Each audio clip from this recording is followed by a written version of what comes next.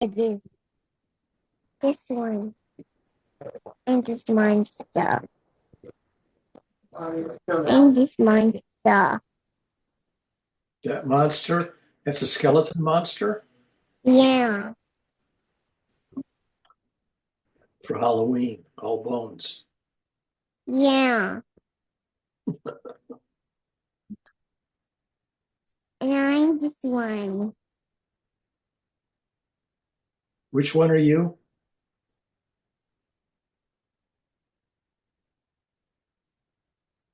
I am.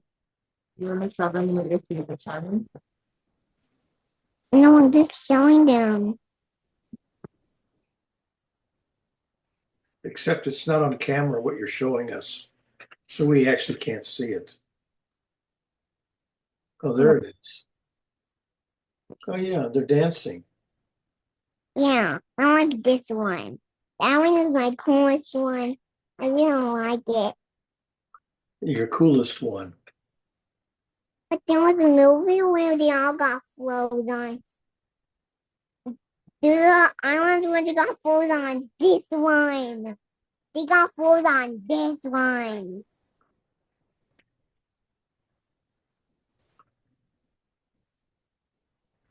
They got food on.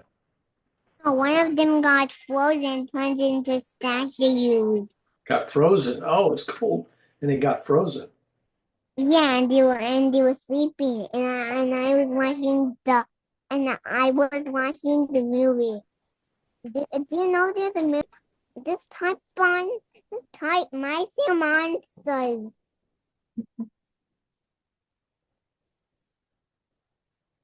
I know it's mommy's monster.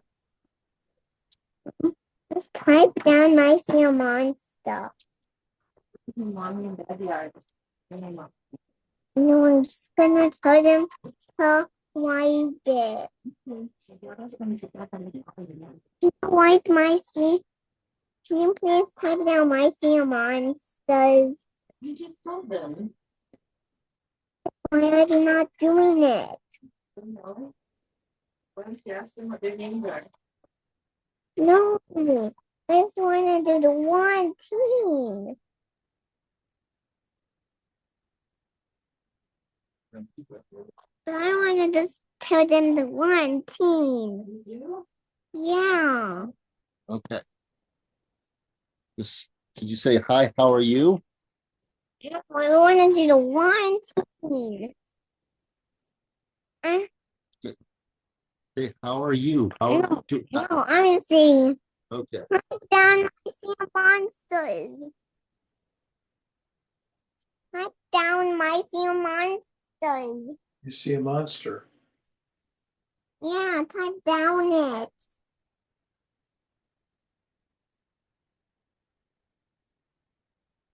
You mean the bones? Type it where? No, I'm not seeing. No, asking them to type it where? Where are you asking them to type it? In their computer? Did you ask them if they have a computer? No, I'm gonna do the one team. Okay. Your daddy can talk on the phone now? No, it's not. I can talk. Why don't we call Lola and Lola to check on their monsters?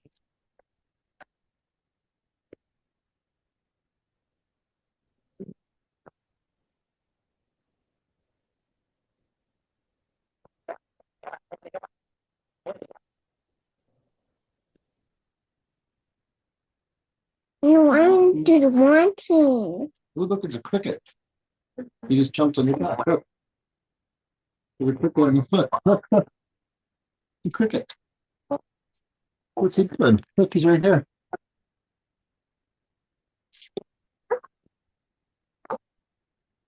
I don't know.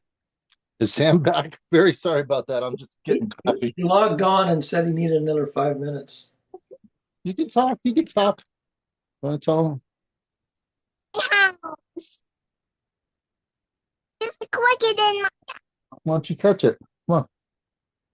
Wait. There's the bug catcher right here. Oh, the cricket. Is it Jiminy Cricket? Yes. It is. Jiminy Cricket. There we go. There's You some. have a bug catcher. Yes. There you go. You can look at. Sky the Ugh. Pokemon. And Kayla popped in for a second, and then she popped off. Is that what happened? Well, she turned her camera off, but Oh, she's, okay. she's doing the audio to text where I'm struggling to figure out what's being said. Gotcha. Oh, what do you want me to do? Put them in my coffee? No. What do I do with them? You want me to bring them outside? It's just call his friends. Okay, we'll go call his friends. Friends, so we can catch the Yeah, I think Lolo and Lola wants to talk to you. Who are you calling, babe? Okay. Mm-mm-mm.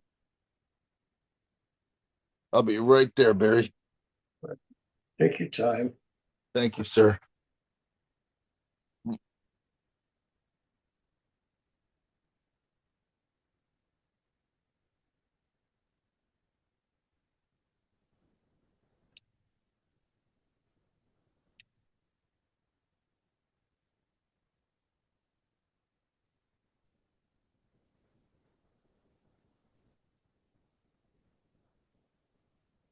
There's supposed to be paving crews working here today.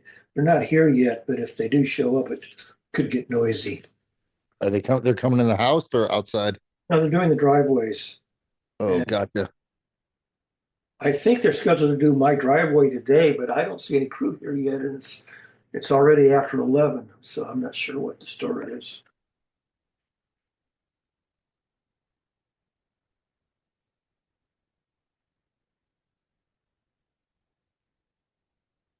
All I know is when they're here, it gets really noisy. Yeah.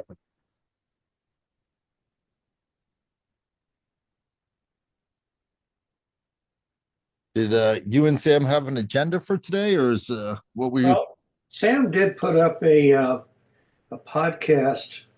I think Alex Fridman and Bernie Sanders, but I haven't watched it. I didn't have a chance to watch the podcast, so I don't know if we'll have any discussion about it or not. Oh, that would be interesting. I didn't get to see it either. I saw that. I saw like 30 seconds and went, "Oh, this looks interesting. I want to watch this." Yeah, I don't even know how long it is, but I didn't have a chance to watch it. So. Yeah, I didn't get to watch the Trump and Joe Rogan podcast either. Well, I didn't elect to watch that one. Yeah, I tried. I watched 10 minutes and I was like, "Oh, this is unwatchable." I turned it off. Oh, I don't know. I didn't get to watch. Is there a Kamala podcast? I don't know if she had a podcast this week. Sure, she had several. She had Beyonce with her in Texas. Did they do a podcast? Well, no, it was a rally. Oh, okay.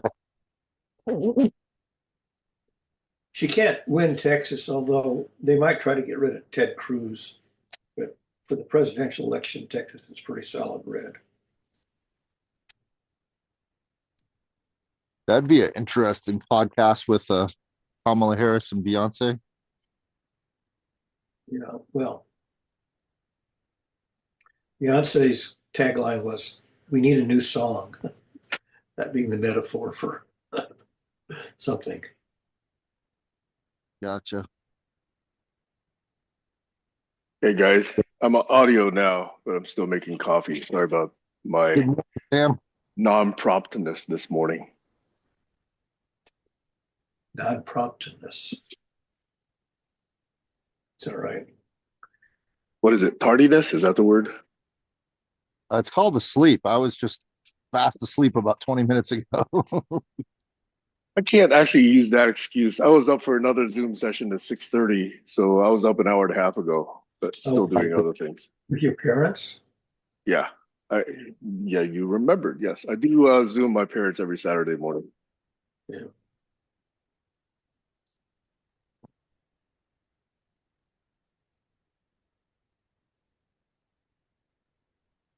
Yeah, let me get on video while my coffee is assembling itself. Oh, yeah. All right. Let's see. How's your parents doing? they, for 92-year-olds, they pick up and leave more than anybody because they found this place in November of last year.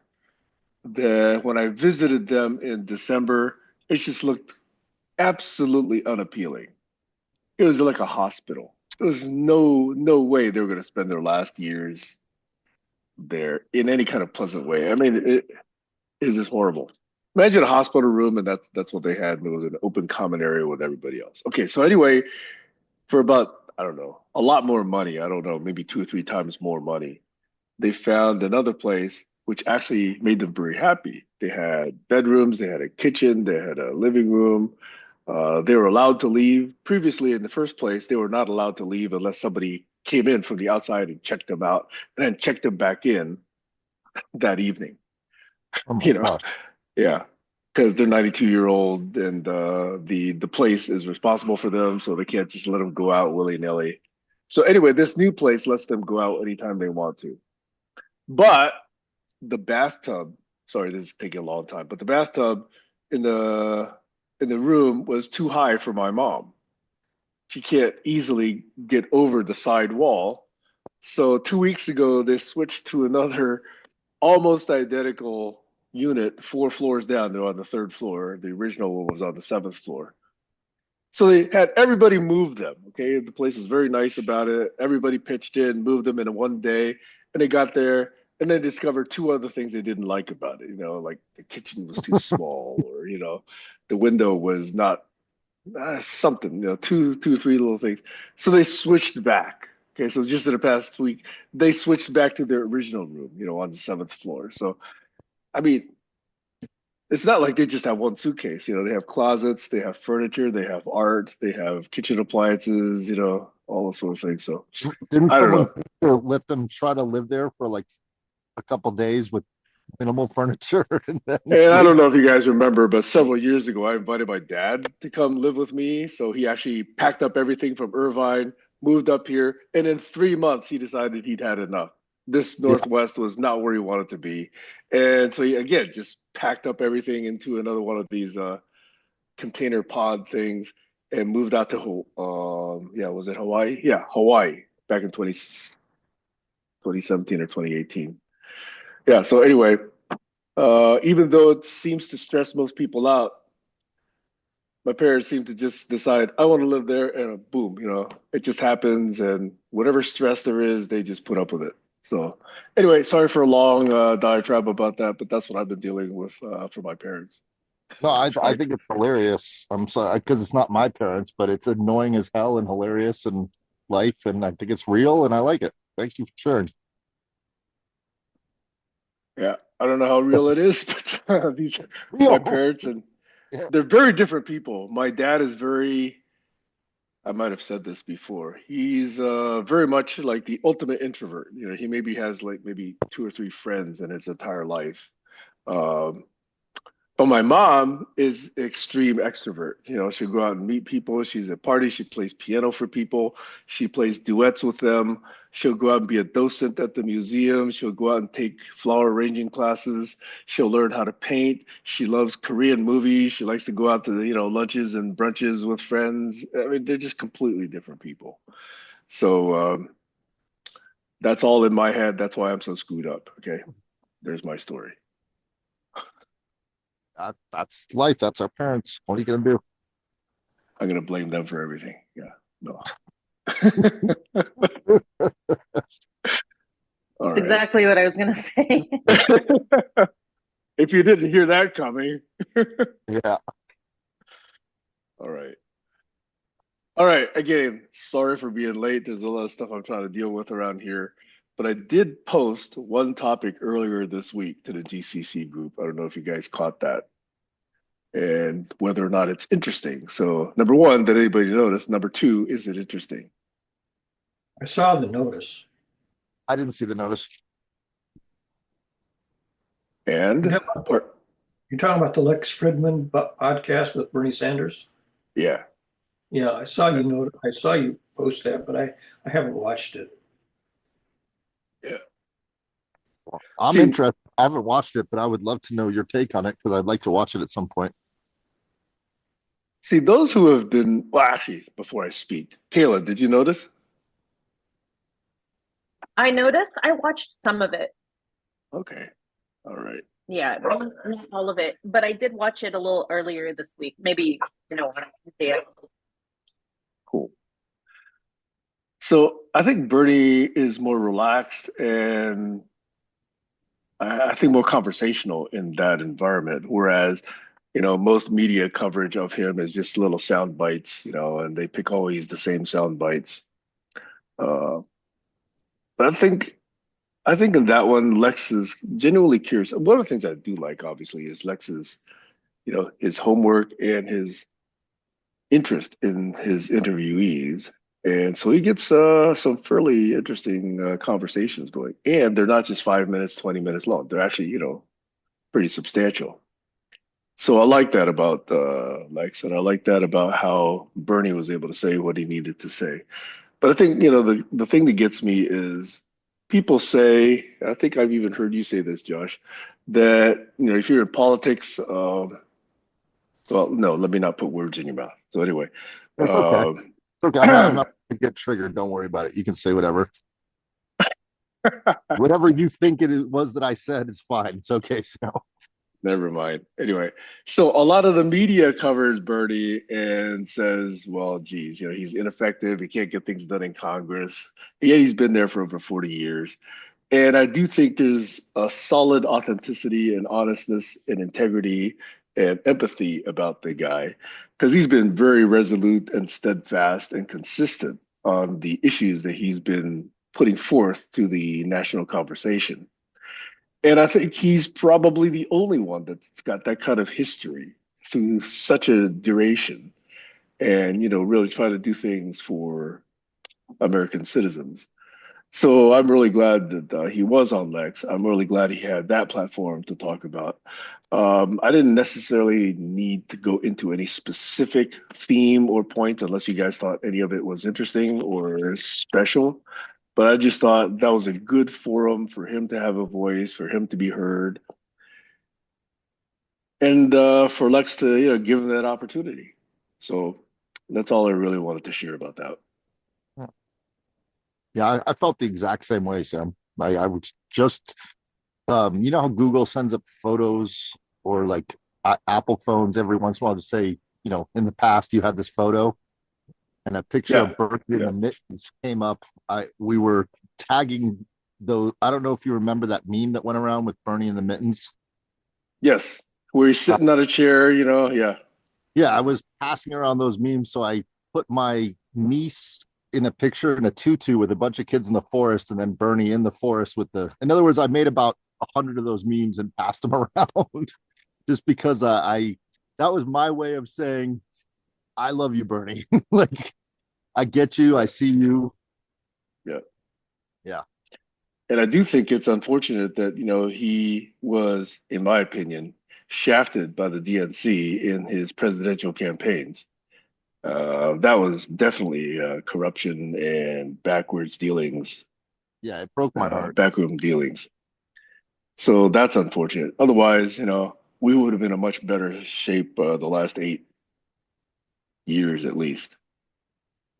Yeah, I cried that day. I remember, I'll never forget that day. I just was in the hallway and I saw him just concede, and I cried because all of my friends were working so hard. They went to the convention and we were all just hoping, like we worked really hard to make sure that convention wasn't going to be a riot. So they had a bunch of my Bernie friends gave out roses to the police officers to set the tone of like, we're here peacefully.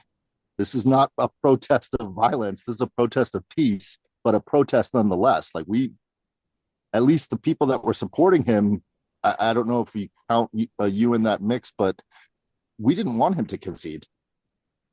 No, in fact, I've gone on record saying that, if I had an opportunity, I'd love to just be on Bernie's security detail. I would take a bullet for the guy. Yeah. Well, that's I think you have more love than I do. I wouldn't take a bullet for him, but I definitely appreciate his If it campaign. meant that the country could have him versus the opposition, Yeah, I would do that. That would be good for everybody. Yeah, I think we'd be living in a different world if he had become the president. Yep, very. Did The you other thing I happen noticed. Yeah, go ahead. did you happen to see Nora Bateson's post a few days ago? I don't think so.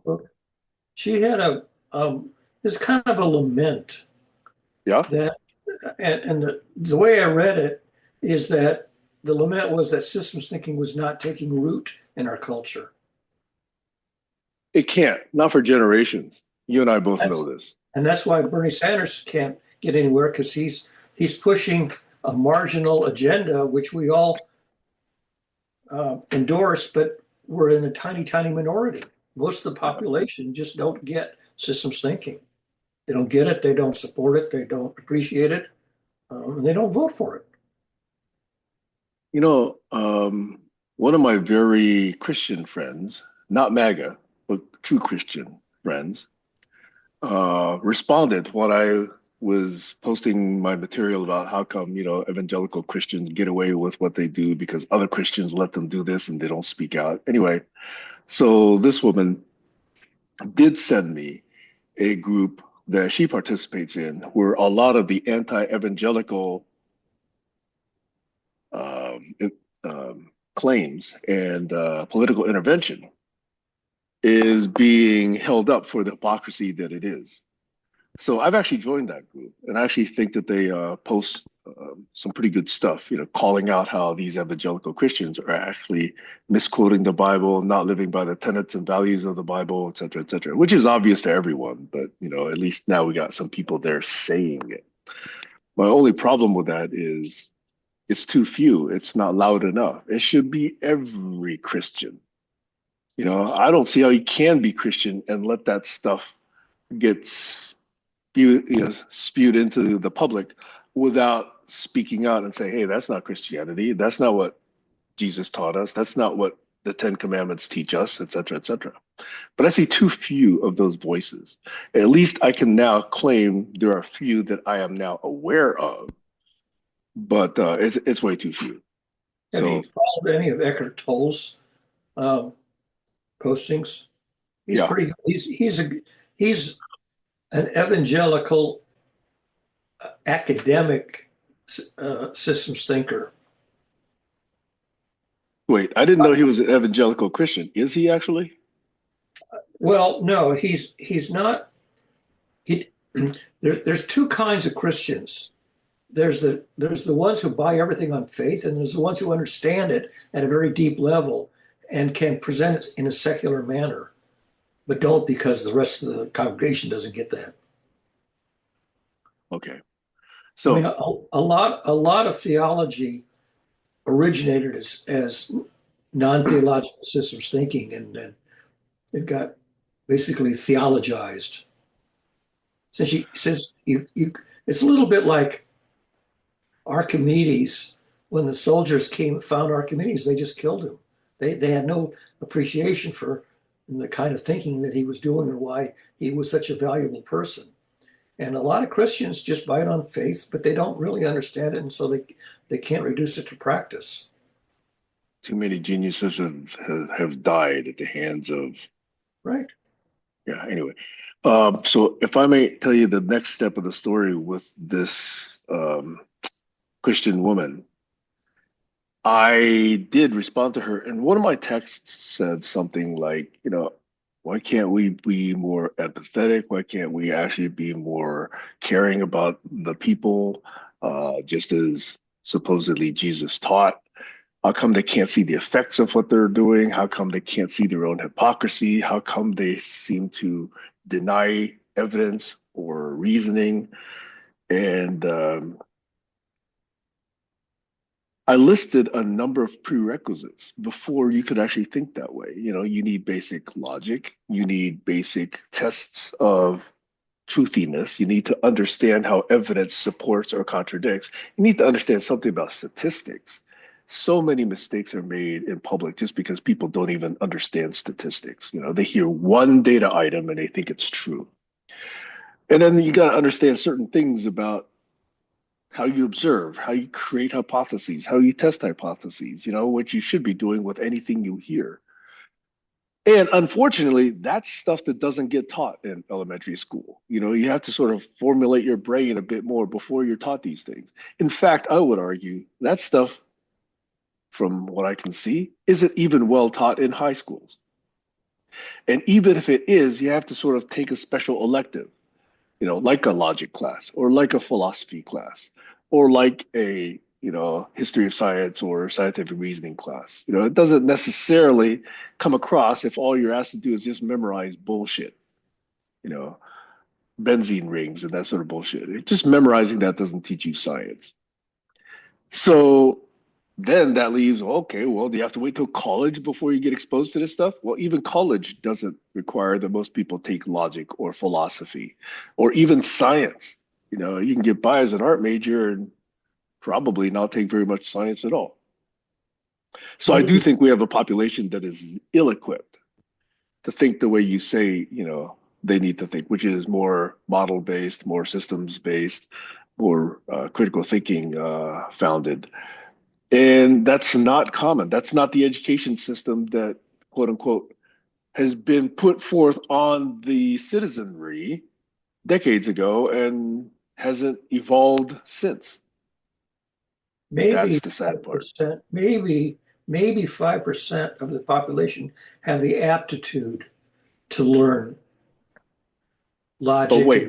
No. Wait a minute. There's an innate understanding of common sense in most people, I would say. You don't have to get formal with all of this, but you got to at least have some common sense. I see too many people, even today, forget all the other stuff I talked about, too many people that don't even have basic common sense. Well, the LLMs have more common sense than most people, but LLMs can't do systems thinking either. No, they can't, but at least they can regurgitate things in a much more, let's say, Memorization, consistent way. regurgitation is the best we can do with the best well, not the best, but most of the upper half of the population can regurgitate like LLMs, but only 5% can do original systems thinking, first principle systems thinking, or have the aptitude to do it. Even not even 5% actually do it, have the aptitude to learn to do it. Maybe not. I would say if it actually is 5%, I'd still be extremely happy. I don't think it's even that high. Well, the number of people who actually master it and make a profession out of it is probably less than 1%. But the 1% is drawn from the 5% who have the aptitude, if they had the opportunity and the economic basis for learning it and could make a living at it. Don't you need to start an academy or a school or a college to get that going? Yeah, you do. And there are a small number of places like Stanford and Harvard and Cornell and Johns Hopkins, where you can get a pretty damn good systems thinking education. But there are few and far between. There's maybe a dozen decent schools in North America where they offer that kind of a program, and they don't have a very big population of students. Maybe 10,000 students a year. What about on these courses that are coming out like Brilliant or Skillshare? Do they have a systems thinking class on those? They might have some introduction to it. I don't really know because I haven't taken those courses. But the best systems thinkers are using those as their sponsors and promoting it. That doesn't mean that the people who sign up for them are shining lights that are acing them. Yeah. Well, at least they're available at an affordable price. I'm saying if it is out there, then it's just a question of promoting. And why do you like? I'll talk to people that are just starting to get into LLMs now, and they're trying to wrap their head around how do you think about these things, and just having a first step, I think, is really important. A lot of people don't. If you don't know something exists, like I'm surprised how many people don't know the word polymath. Yeah, it seems like a common word amongst you and I and our group of people, but there's a lot of people have never heard. I just said it to Cusella the other day. She went, polymath? Oh, like a lot of something. What is that? What is polymath? I don't even know what that is. She went to Stanford. She doesn't know what polymath is. It's sad, but I think Sabina Hasselfelder had a pretty recent brief video pointing out why LLMs can't do the kind of reasoning that scientists consider genuine reasoning. Yeah. They're Yeah. basically regurgitating stuff that they picked up, and if it wasn't in the literature, they can't figure it out from first principles. They can't solve a problem that they didn't already know the answer to. I guess what I'm trying to convey is that before all these LLMs got popular, before ChatGPT sort of swept over the world what is it? Is this the third anniversary now or second? It's third, I think. So it's been 3 years now. Is it? Maybe only two. I don't know. I'm not sure when they came out. Neither am I. I lost track of a year. But the point being is that everyone's starting to wake up to what these things can do and can't do, and it's creating a conversation that I think is good for society. They can recall what's been said, but they can't necessarily root out the misconceptions that are buried in in the literature. Yeah. They can't independently do critical thinking. I'm going to be Homer Simpson. They can't do critical thinking yet. Now, there's a lot of work in multi-stage reasoning now. So I think that is a good departure from the initial generation of LLMs. So you can't, in my opinion, really do reasoning unless you have multi-stage reasoning. And it's fairly natural next step. So things are happening so fast that you can just say whatever criticism you have, just add the word yet. Well, And you know that work is being done on it. they had the breakthrough for large language models that Google found the breakthrough. They don't have the breakthrough for systems thinking yet, the comparable breakthrough. No, but they do have reasoning. They have done some experiments now with reasoning engines, and that's what's interesting about O1 and O1 Preview. And Wolfram Alpha maybe, will be one of the pathways that succeeds. are you talking about Stephen Wolfram? Yeah, he has some pretty interesting approaches to this. Wolfram hasn't caught on yet with the scientists. And maybe he will and maybe he won't. Hassenfelder also had a short one on Wolfram. Of the 1%. Why she thinks Very, sorry. Yeah. Whether his approach will bear fruit or not. Wolfram believes it will. Ours is Stephen Wolf. His approach is a system approach, but do people grok the way he's piecing apart the system and putting it back together? No, I'm sure most No. Even I have trouble understanding what he's doing. I have trouble too. I would listen to him for hours, and the way he talks, it's not easy to follow. He has a theory of everything. So the theory of everything has been this huge challenge for, well, I get basically a century now.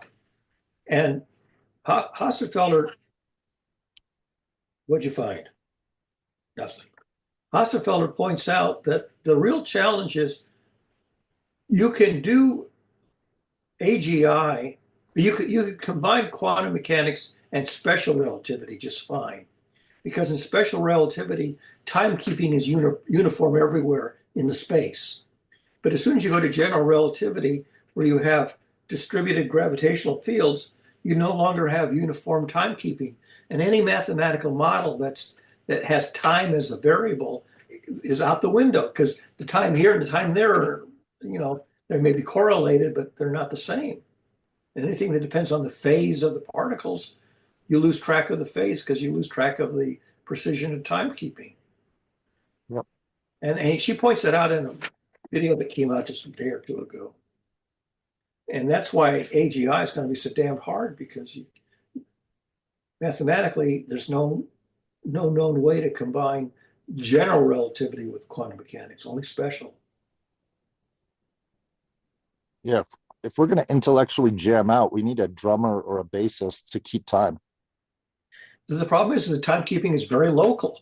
Timekeeping here, timekeeping there are basically, they're not coherent. They don't tick in phase lock synchrony. They tick at nearly the same rate, but not in phase lock synchrony. What you're saying, Barry, is my biggest problem is jamming out with people on the internet. There's software that's supposed to phase lock. So when you're jamming out with someone, that latency problem through the internet, there's software that's supposed to take that away, and it's not exact. It just can't get there. You need some kind of a master clock that everybody is beating to the same drum beat. And the problem is there is no master clock in the real cosmos. You can specify one and say, okay, the one in Greenbelt, Maryland is the master clock, but then everybody else's clock is going to have to continually reset to the master clock.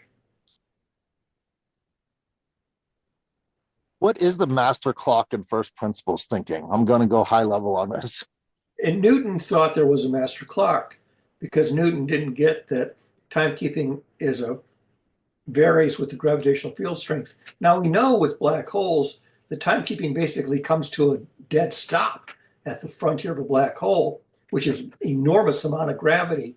But even a small amount of gravity, that atomic clocks that are one's race above the other by a meter, this one runs faster than this one. And what are you going to do about that? I mean, that's basically, cesium or strontium or whatever they're made out of. There's some transition and they don't oscillate in synchrony. One's running just a shade faster than the other. And that throws any mathematics is based on a universal constant that T is the same T everywhere. Forget it, it's not. And that's why quantum mechanics basically can only do probabilities because it doesn't know what phase the particle is at. So Barry, I'm no expert here, but okay, given the time is not universal, given that the dimension is not universal, what about the one that we still think is universal, which is the universal speed limit? Now, if we take that as a constant, i.e. c, okay, then couldn't we actually build a frame of reference around c rather than around the four dimensions? You can, except that the way you get to c constant is that space and time are both stretching the same way. So that if you're moving, your spatial dimensions are smaller, but your time dimensions are also smaller, so the ratio stays constant. But what you don't have is a universal metric for either distance or time, only that the ratio is constant. That's not good enough. I would agree with you, Barry. So if that's not the case, could we make it gravity centric? Again, I'm just asking stupid questions because I don't know anything about this. Is basically what special relativity says. If you can find a manifold where gravity is constant, then you can do the math on that manifold. But that manifold, first of all, isn't fixed in space because that manifold is undulating because the planets are moving and the tides and everything. So you have these undulating manifolds, but you don't know where the damn manifolds are because they're undulating. And we still haven't solved the n-body problem either. No, that's partly related. In some sense, that's related to it. That's the notion that the tiniest perturbation, no matter how small, can dramatically affect the future state of the system. And that's why you end up with probabilities. You can say where you might find the particle, but not where you will find the particle. Because it's like, say, when the radio wave hits your receiver, what's the phase of the E field when it hits the receiver? The answer is, I don't know. If I move my receiver a little bit, then the phase of the E field is going to be different. That's why you get ghosts on television. You're trying to get a place where you don't have these problems where you're in one of the nulls. Okay, so sorry, I'm trying to pop stack and I'm trying to understand how we got here. Last I recall, it was what I recall myself saying was that the frames of reference for thinking in a systems way or in a model-based way require teaching and learning and, in a sense, skilling yourself in a number of these foundational skills, which are not taught widely in college, not taught widely in high school, not taught widely in elementary school. And if we have a population that's brought up with none of these foundational skills for systems thinking, then to me, it's astounding that we even have one, or you claim 5% of the population that's capable of doing this. Yeah. That I'm lucky I to think get is that the money. real tragedy of the education system that we've designed. Now, contrast that with other countries. I think other countries are doing way better because just from external observation, there's not a prevalence of stupidity this rampant in other countries. Just on that observation alone, they're doing way better than we are, and we have fallen off the cliff Yeah. on this metric of civilization. Over. Well, that's political more than No, scientific. it's not political. You don't You think know, so? no. It's way more because politics will give you what the voters want, right? The voters want to be able to sit in front of a TV and veg. They don't want to learn how to think. They don't want to, criticize, what the media is telling them. So we have given the population what the population has bought over. Sorry, Josh. No, it's okay. I appreciate your rant. I think that putting the value on the constant of thinking is the same problem as you have with trying to make this phase array work. Is not everyone wants to think. That's what I just got done saying. Yes. Yeah, but I'm saying, can you lean into the aspect of you like to think, I like to think, that's probably why we're here, but there's a lot of the population that goes, no, I'm not into thinking about that. Well, it used to be if you're a caveman, if you didn't think, you would die very, very, very soon thereafter. So thinking is a survival skill. Today, too many millions, too many billions can survive without thinking.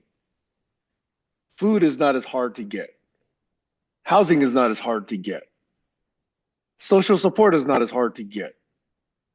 Clothing is not as hard to get. You can actually get by being stupid and still surviving in today's world state.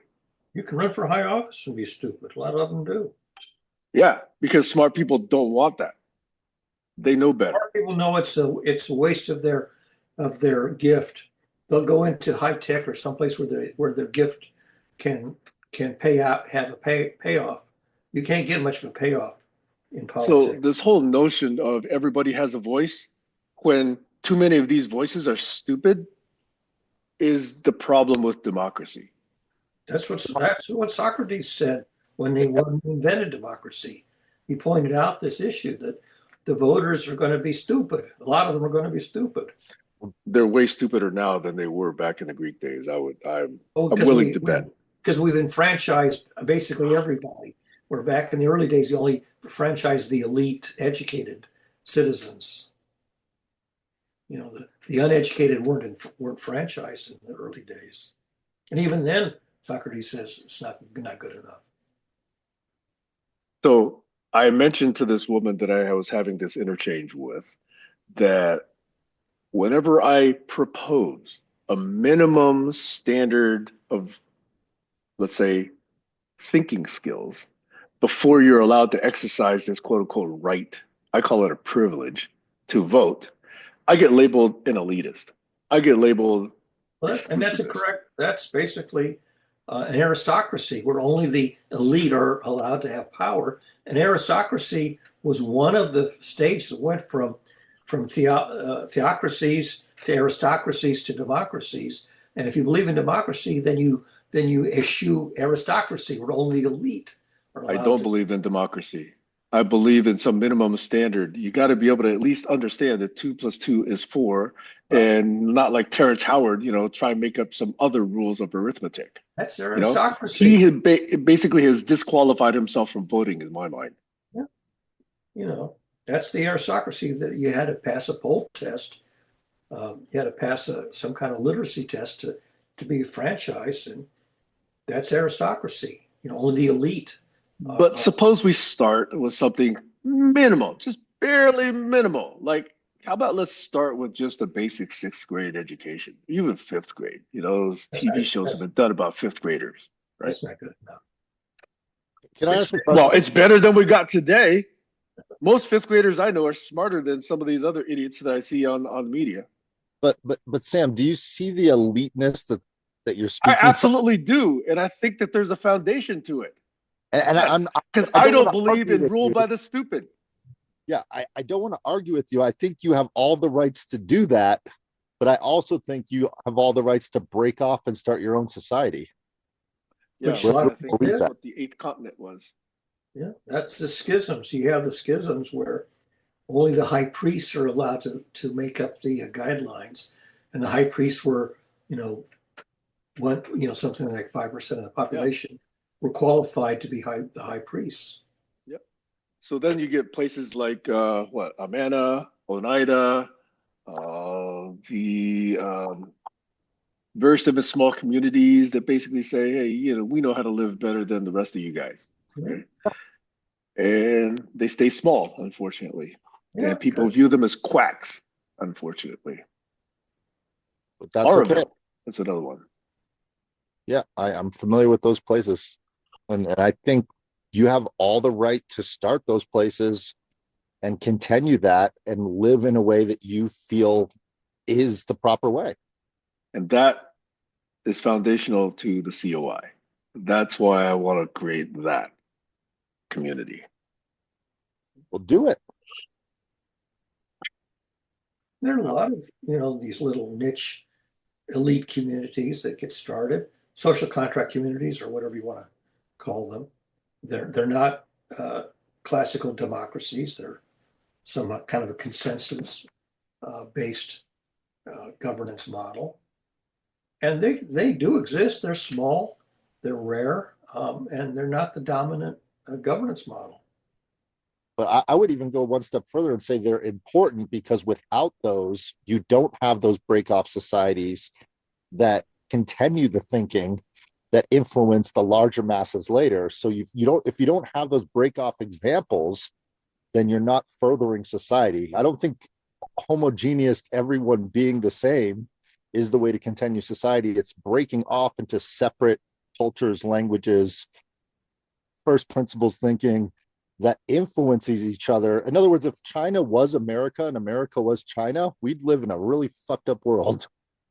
Look at the very, very small number of elite people who conceived of the internet, that the protocol based packet switching. There was, what, a dozen people who really basically came up with that idea and introduced it on a very small, demonstration project. And now the whole world is basically using protocol based internet communication. And most people who use it have no clue how it works. They don't understand the underlying principles. All they know is that it's like the sun, it works. They don't know how it works. It's just And it sun. is remarkably recent, Yeah, really recent. it's in our lifetime. 70s, 80s, it kind of came together. There were many competing architectures for that before IP finally took hold. Yeah, there's Aloha and others that were sort of the precursors of what became the internet. OSI never surpassed TCP/IP. Token ring, OSI was supposed to remember be token ring? hmm? Well, Remember there was token ring? tokening. There were lots of variants, and TCP/IP is probably not the best one. OSI might have been better, but it's like Betamax. It came too late. It couldn't displace what was already embedded. No, it just had to be good enough. That's the problem with technology. It just has to be good enough. It doesn't have to actually be good, And it's right? corruptible. Just like TCP/IP, HTML. HTML is not good, but it's good enough, yeah, right? but it's corruptible. VHS wasn't good, but it was All good of these enough. systems, Betamax is better. all these systems had their weaknesses, and their corruptibility was exploited by the black hat hackers.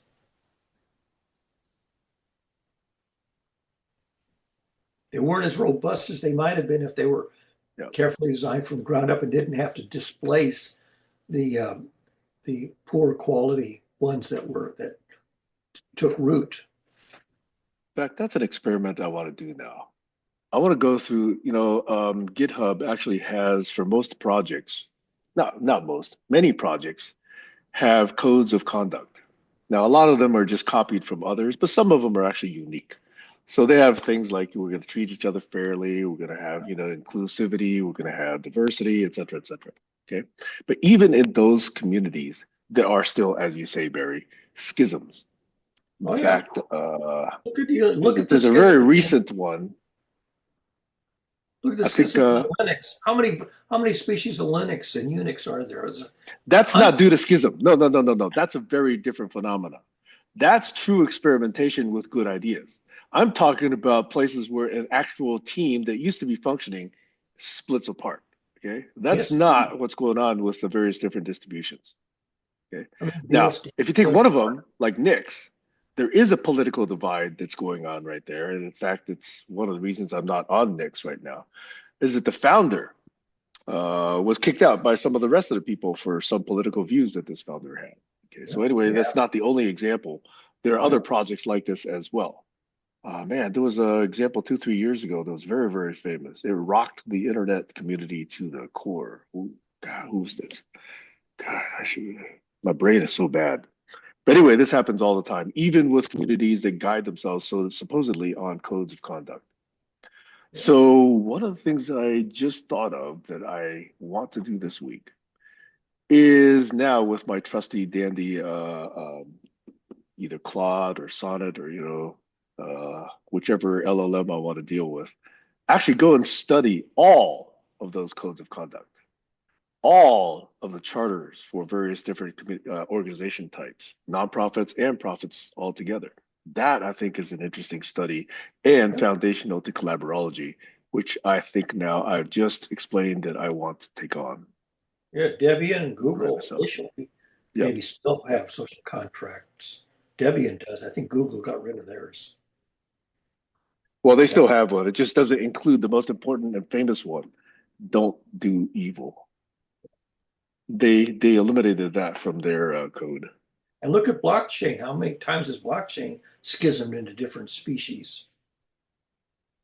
Yes, I'm not as familiar with that one, but I can see that doing it for technology reasons, not necessarily political reasons. But just look at this But political as well. Doge coin, and there's a bazillion different kinds of coins. Yeah. Musk was behind that one too. Yeah, he's not behind it. He just promoted it. Behind Bitcoin, I think. Oh, promoting is partly that manipulation that I was alluding to. And look at the number of corrupt practices, the number of the black hat, deep, dark networks and whatnot that came out of the Bitcoin or the blockchain technology, anonymous technology. It's disheartening. Well, you're talking about people that exploit that, not that actually created it. Yeah. The exploiters came along, second tier came along, and they learned how to exploit it and make billions of dollars. Several of them went to jail. One of them is in jail for the rest of his life, and others have gone bankrupt. And it's just, greed and incompetence and corruption spoiled it. Might have been a good idea, but it's energy intensive and hasn't really displaced the conventional credit card, Well, Josh has his hand up, so I want to follow Josh with a reconnection back to some previous ideas. No, I appreciate it. I'm just thinking about what you're saying, and I don't want to split off into protocols and rules of conduct and figure out better ways of thinking and better ways of doing something. I want to split off into storytelling groups where the stories that we're telling are so fun that I want to join a story, not because it's true, not because it's the right way to do something, but because it's a fun story and it's a delusion that I want to live in. And until that story is no longer useful, I want to live in that story and then create a new story. So in other words, I want a society of storytellers that the story we're telling we all believe in, not religious story, but a way of life story. Meaning, like, I've been hearing a lot, this political divide has brought up to me the difference between I want society to be a certain way versus I want me to be a certain way. So that individual versus the whole, there's got to be a story that encompasses both. I'm actually hearing a lot of stories. I'm hearing a lot of stories come out of, hey, what happened to this 11-year-old who was raped by so and so and had to carry this baby to term? Those are true stories. Yeah. So there are actually real stories that can, or probably should, tug at people's heartstrings. Whereas if you just talk about an abstract notion, like, is it 6 weeks or is it 16 weeks or is it, 40 weeks, that's more Yeah. abstract. But if you Heartbreaking actually look a fact. little girl in the eyes and say, yeah, I can see this picture of this 10-year-old and 3 weeks later she was dead. Yeah. But How many Heartbreaking people want to tragedy. hear that? it's more real though. These are real things that are happening. Like I just heard a story last night about a boy who is 14 years old. His computer system told him that he should kill himself, and he did. And it tugged at my heartstrings. Where are the parents that are not helping this kid realize that that's not the world that he should be living in, talking to a video game character that's not even real, that's his best friend, that's telling him what he should do. So I'm saying these stories are really powerful. And if we're not all telling the same story together and we don't believe in that story, what are we doing here? Well, I see Struggling. some stories Struggling also. here. Sorry, Barry. Go ahead. What are we doing here? We're struggling. Yeah. No, but if you're talking about story, I'm hearing other stories on the other side as well. I'm hearing stories about golf courses and people's penises, being, well, he was an old man. I see those stories as well. Which are It's the ones late. that people want to hear? They go viral. Those salacious, sensational stories go viral, and the ones that are leading to a better, more peaceful society, they're marginalized. They don't get popular.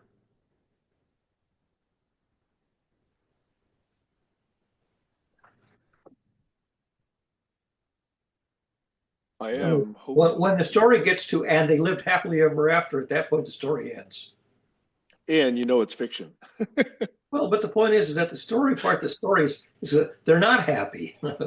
They're struggling, and as soon as they resolve the struggle and they're going to live happily ever after, there's no more story to tell. We're done. Anyway, I was about to say, I am somewhat hopeful that we will get a mass turnout of women. I am very hopeful that that will happen. I'm not sure that it will. I'm not sure it's enough, but I would like to see it. Well, I just heard a story. Did you guys see James Cameron's little excerpt to the world? Did I that didn't go? read that article. It was a video that was on YouTube of James Cameron. I'd like to talk to the world about how I feel about robotics, and I'm the guy that created the Terminator story.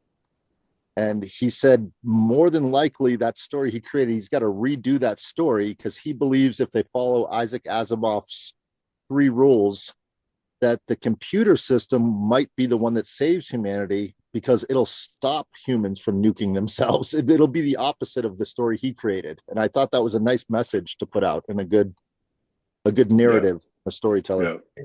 It's refusing to obey orders. That was the key Yeah. thing. Refusing to obey orders of the autocrat. Yeah, and it also speaks to how well thought out Asimov was 70, 80 years ago when he wrote that thing. Yeah.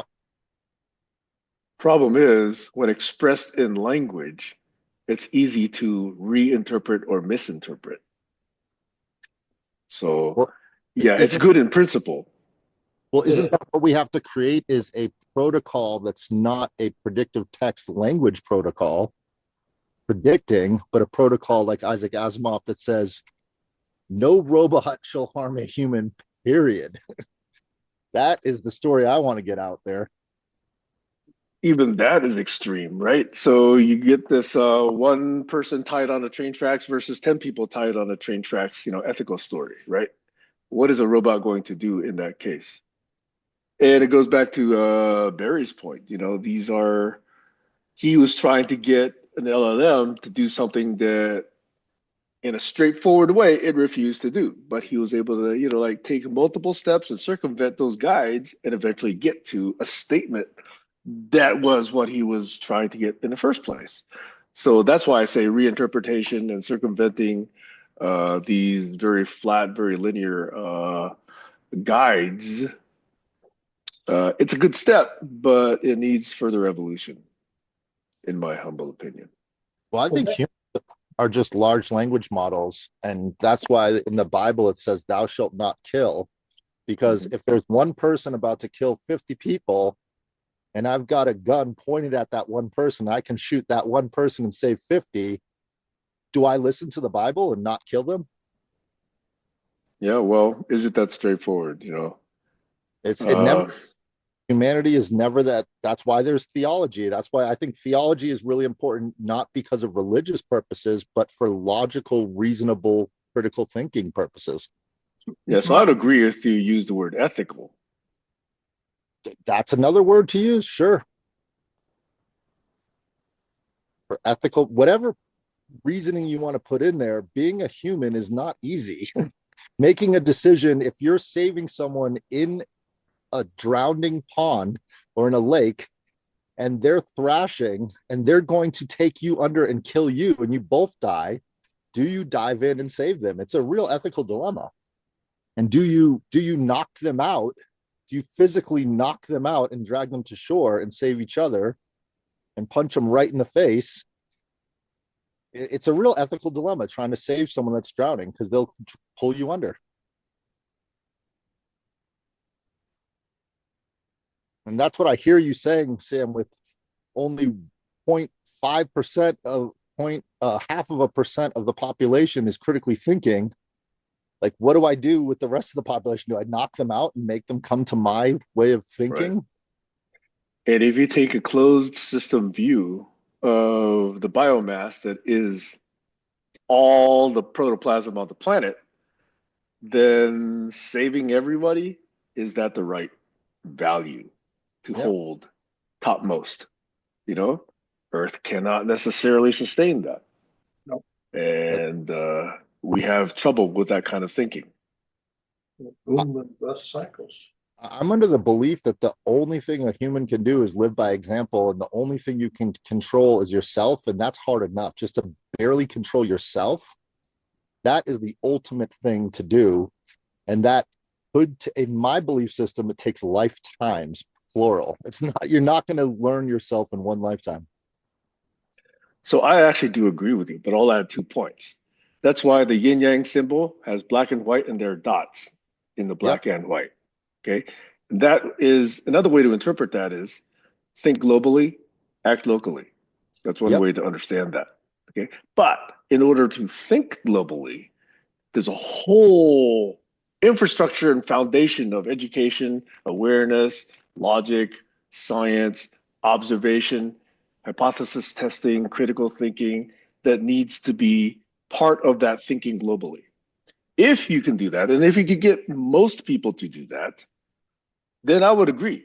Like Barry and I were saying weeks ago, if people truly were ethical, we wouldn't need as many laws as we have right now. In fact, most of them could go away. You just need to particularly just set some standards. Are you going to drive on the right side of the road or left side of the road? That's the kind of stuff you need, okay? But you don't need all this other crap about, $15, $5,000, 10 years, you don't need that if people truly understand thinking globally and then acting locally. But don't you need to take people to the experiences and the trips globally? Like, you've had a chance to travel the world quite a bit. If you were able to take 50 people every time you traveled with you on your travels and let them experience what you experience, that would change things. Meaning, a lot of people don't get a chance to step out of the day-to-day mundane same thing over and over again. They don't get to see the other things that they hear about, but they don't get to experience them. Okay, true. So in the abstract, I would agree with you. But once we had telephones, you could actually talk to people across the world. Once we had TVs, you could actually see people from around the world. Once we had the internet, you could actually hear stories told by everyone. You wouldn't be there, but you would at least see the sights, hear the sounds, understand little snippets, actually view little vignettes of it, okay? And now you got YouTube, and now you've got, Coursera, and you've got many more resources. It's still not being there, but we're asymptotically getting to that kind of experience.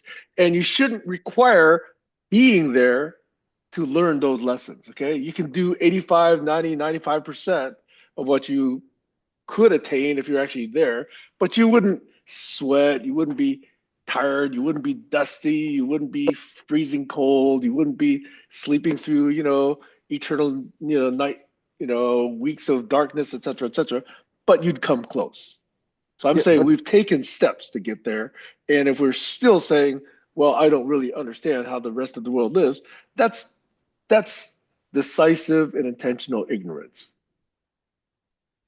Over. well, It takes a lot of energy to do information processing. Look how much energy it takes for LLMs to yeah. digest all that information in the literature. It takes an enormous amount of energy and time, which Some the Well, my response brain, is Go ahead. use your cortex or lose it. We're given cortexes, might as well learn how to use it. Otherwise, it's just an evolutionary waste, which it might actually turn out to be. We still haven't figured out, the user's manual for it but it yet. doesn't have, as a CPU, it has parameter performance limits. It doesn't have infinite It's capacity. okay. We're far from those limits, Barry. We got a long ways to go before we hit those limits.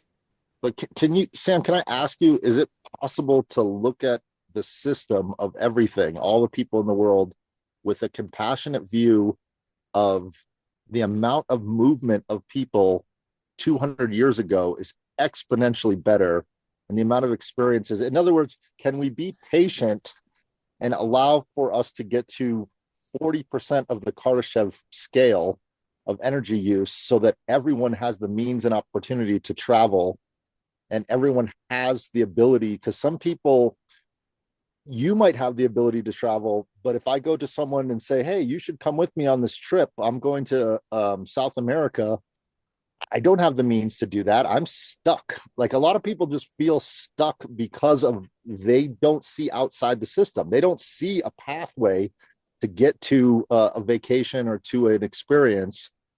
And they're choosing things that are so fucking stupid that if they just chose another thing, they could have that experience, but they don't know that.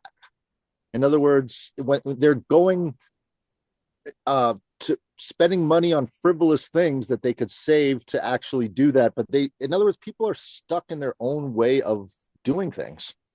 And that's, to me, I think you'd have to have compassion for those people, because to tell them that they could do it differently is to tell them how to think. And they get to, in other words, they have free will. Do you see where I'm coming from? Yeah, but okay, so three things. Uh, you're either part of the solution or you're part of the problem. That's item number one. Yeah, I don't see. Item number two, okay, people choose to watch the Kardashians, okay? They don't choose to write a page on Wikipedia. Very, very few people actually have written pages on Wikipedia compared to the population of the planet. Okay. So then I forgot what number three was. But I think that, right. Number three is the sense of urgency. I can be compassionate, yes. I can be patient, yes. But we're getting closer to that 3 degrees, 4 degrees, 5 degrees, whatever. Okay. Time is of the essence. And the stupid decisions people make, and I'm part of the problem myself. Okay, I am admitting that. Okay, I traveled for 2 years from Washington to California. My carbon footprint is probably through the roof. I am part of the problem. Why are you part It of the was a problem? survival thing though, because my carbon footprint is way more than probably yours or Barry's or anybody else that's No, ever on it's these not. calls. No, but that's the thing. If you look at the beauty of the system, because of these stupid fucking people not choosing to do that, you get to offset that. So all the extra travel and extra footprint you do is offset by all the people that don't go anywhere. So it all works out. So you're Okay, not part of the problem. You're part of the solution, because you get to come back and tell those people the experiences, and they get to experience it through you. So it's a beautiful synergy, and you're not overdoing your carbon footprint. You're using up the credits that these people aren't using. so anyway, the point I was trying to make, and thank you for that thought.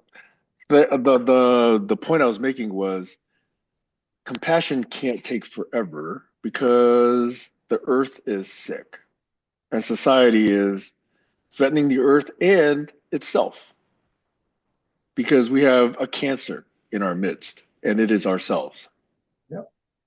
Yeah, I don't believe that. I would like to not believe that. Yeah.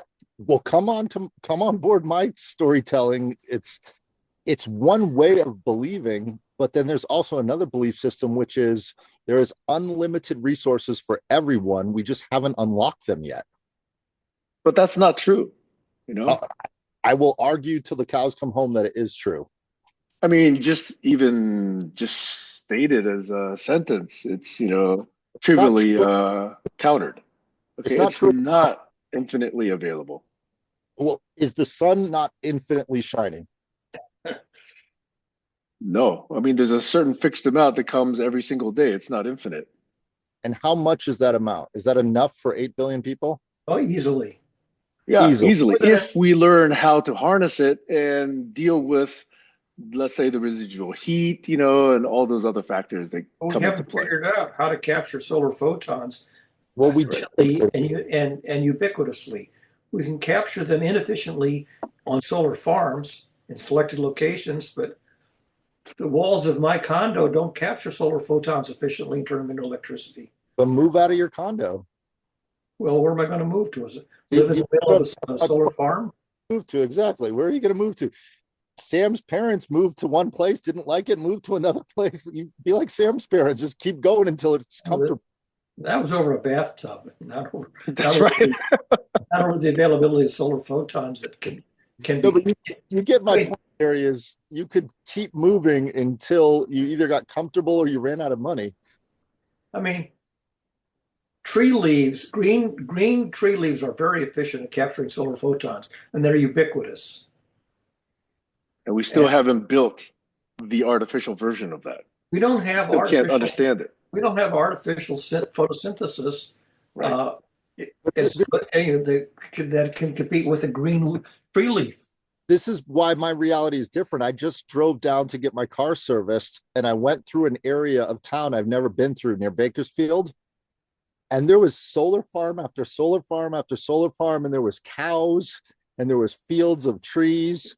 And it's, the breadbasket of California. We're talking Bakersfield, California, but it was like going through another planet. Like I just saw waves and waves of solar panels and water ducts and tractors and drone. I saw drones flying. I saw all this farming. Like if you haven't been in those environments, I'm not saying that the whole world can be Bakersfield. It's a piece of shit place, but I'm saying it is a different view of life. They're literally growing all the food for not just California, but a lot of parts of the world in that one little area.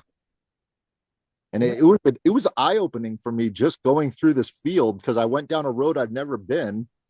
And I didn't know that there was that much farming, like mass equipment. It was just a different reality.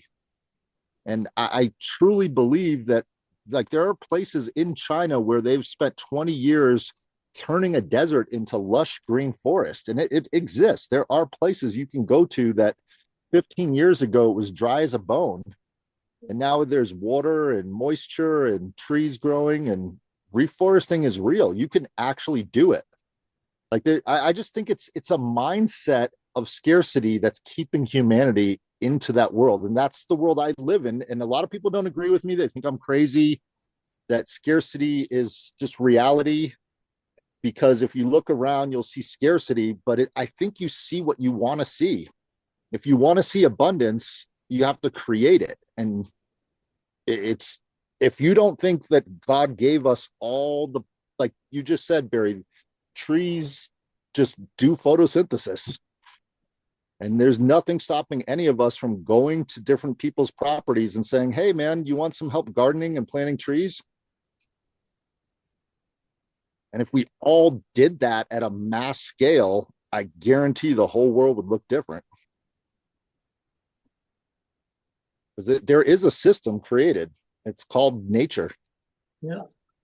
Nature solved a lot of problems that technology hasn't figured out how to solve yet. Nature solved it over eons. Yeah, 5 billion years. And we have disturbed it in just a small number of decades. Yeah. Yeah, but humans have been on this planet for how many hundreds of thousands of years? And our impact has been magnified tremendously just in the last few decades. Yeah, for 3 million years, we were barely, a blip on the radar until, the last 400 years or so, when we basically.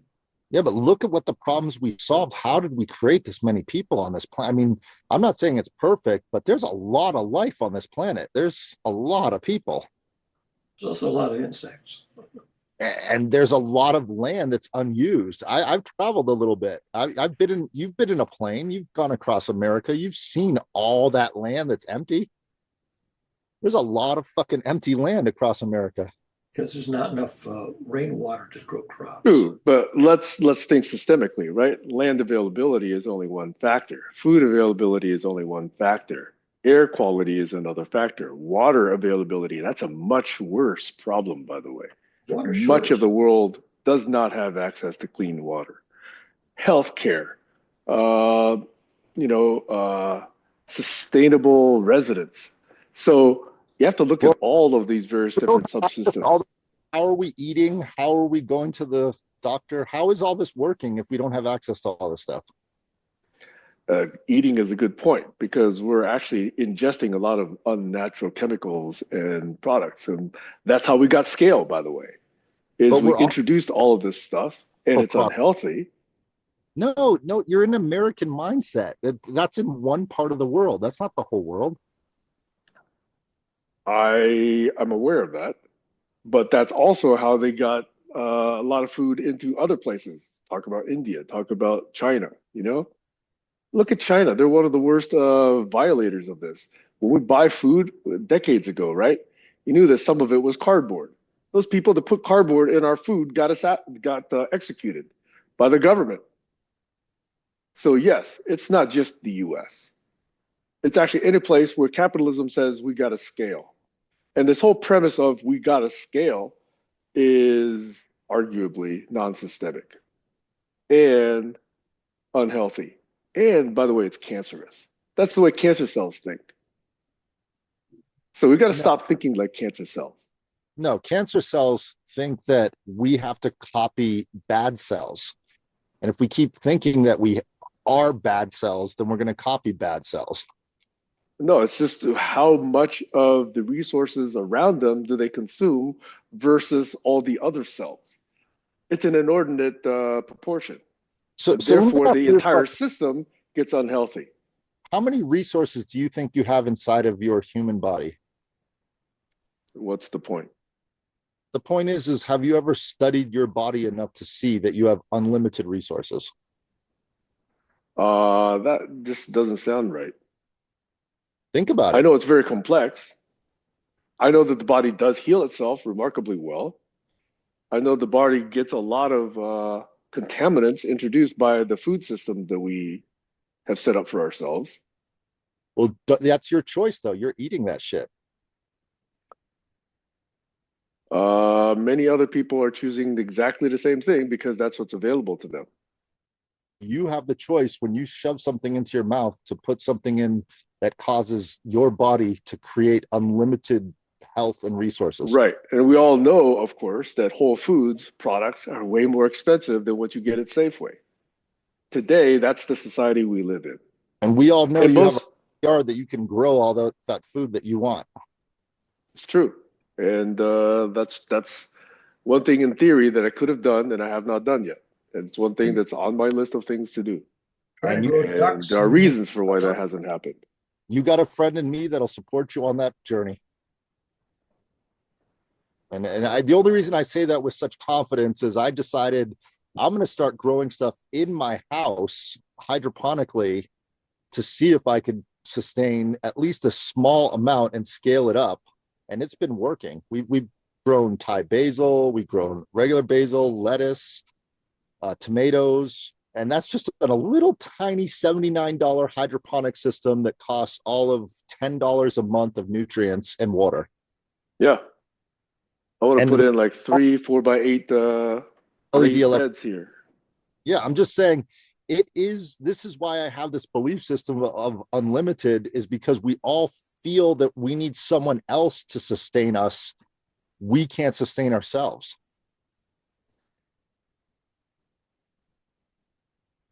Okay. It's very limiting. I'm saying that's the limiting factor, is the belief system that we cannot produce our own electricity. We cannot produce our own water table. We cannot produce our own food source. That's a Okay. very feeling. So Josh, I would count you and me among the privileged in that we do have land where we could actually do that. If you take a look at people that live, let's say, in urban areas like Boston, San Francisco, LA, okay? They're living on what? 10,000 if they're lucky, square feet, mostly concrete. So it's not the case that we've set ourselves up as a society where everybody has that choice. Now, some of us do, and most people don't. And even if they do, they're busy scraping by, working at a job so they can actually buy the crap that's at, the local grocery store, rather than growing the healthy stuff that, we all know. In fact, they probably even know they should be eating But that's their versus all choice. the it's you can say that it's not quite so easy to actually just I accuse could everybody of choosing the bad thing. I could take every person in every city in the world and say, you have a choice to go live somewhere else. And do you want to do that? And they would say, no, I love living in the city. I love the lifestyle I have. As much as I bitch and complain, I love all the perks that I get of living in a city with other people. But there's enough land out there where every person from every city could have a backyard as big as your backyard. And I'm saying a quarter of an acre.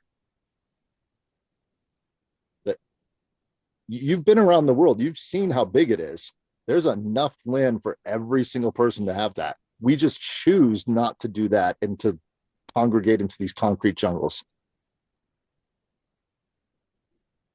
Because that way we don't have to do all the work. We get to have the benefits of, we get to have that aristocracy that Barry was talking about, and live in a society where other people are doing the maintenance of the sewage system and doing the maintenance of the water system and are doing the maintenance of the electrical grid and blah, blah, blah. We are all choosing to group together to make it easier on the group, where only 5 to 10% of the people have to do all the work, and 95% of the people can live off of that and bitch and complain about it. And it's a choice, and it works. It's that's why there's large cities.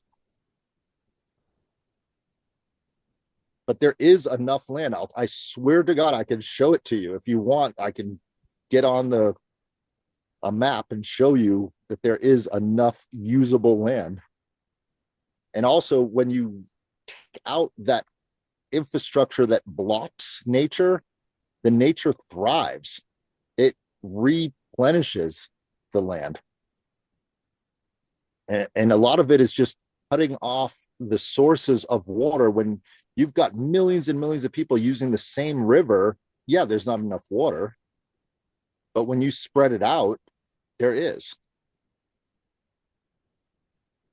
And also just remember, there is 2/3 of this planet are water, and we did learn desalination. We did learn how to get moisture from the air. I can show you the device if you want. It'll take water out of the atmosphere, clean, distilled, usable water. And if we look at the amount of waste of water that we use, it's fucking unbelievable. Like, just to grow almonds, it's such a waste of water. It's ridiculous. We have enough water. We're just not efficiently using it in a way that sustains not just life, but you don't have to take a shower with usable drinking water and let it go down the drain and then use this massive cleanup system to put it back. It's so fucking stupid. You can take a shower with a bucket of water. Like, I know that because I've done it for years. It's not as fun as a shower. I fucking love the shower I got here. I'm in luxury. But I'm saying, in reality, one bucket of water, half of it, you just use half of it with some soap. You wash yourself off. The other half, you dump it off. You clean yourself, and you're not wasting water. And all of that. So, Yeah. Anyway, I'll stop. so this conversation if we scale it to all the subsystems, not just about water, not just about food, but about education, about health, about transportation, about society, about healthcare, about habits, all of these conversations in this mode aggregated together is part of the solution we want to create. I'm just pushing back just gently though on this growth is infinite premise. It's not. But if you take a measured approach to it by saying, hey, we can handle this in a healthy way, but we also have to handle this in knowing that we can't scale from 8 billion to 80 billion, somewhere around, let's say 6 to 15, maybe, might be a good start, maybe a good target. But that's going to take time. And in that time, the Earth is going to get 3 degrees, 4 degrees warmer, which are already going to upset a lot of those infrastructures that we just spoke about. But so this has to be thought of systemically. Sam, it doesn't have to get 4 degrees warmer. It's already on the way. Right, but it doesn't have to. If we make the right decisions, but we clearly are not making the right decisions because the people that have the influence are choosing not to. We ourselves, this country, stepped out of the agreements. What was it, the Paris Accords or whatever they're called? The multiple ones. Trump himself was the one that took us out of it. So we are doing this to ourselves. I don't count myself in the we. I'm not the person that's creating these pipelines and destroying all of nature. I mean, the corporations that are doing it, yes, they seem unstoppable at this moment, but they're stoppable. This industrial revolution that happened 100 years ago, it's stoppable. It doesn't have to continue like this. This fossil fuel, get the dead dinosaurs. Like, are you kidding me? We're still using dead dinosaurs to power our systems. It's stoppable. We can stop. This is a system that was created to build 8 billion people, and it worked. And now it's time to stop. And we all know, you can just look around the world. There's not going to be 8 billion people in 10 years from now. It's a population decline for sure. I mean, you can argue with me, but I don't see that population growth is going up. It's if anything, it's leveling out. So it is possible. It is doable. But you got to believe it. If you don't believe it, then you'll just keep doing the same things you're always doing. No, none of this says I don't believe it.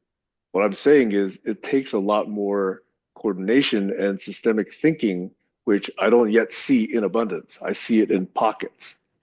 And even people addressing specific issues like food or, land are not thinking systemically. If you get all these people living, let's say, in these areas, each with a quarter acre, and they still have jobs to do, their transportation is going to take even more time to get to their jobs. So we have to have an infrastructure where we don't have to have that quite so much.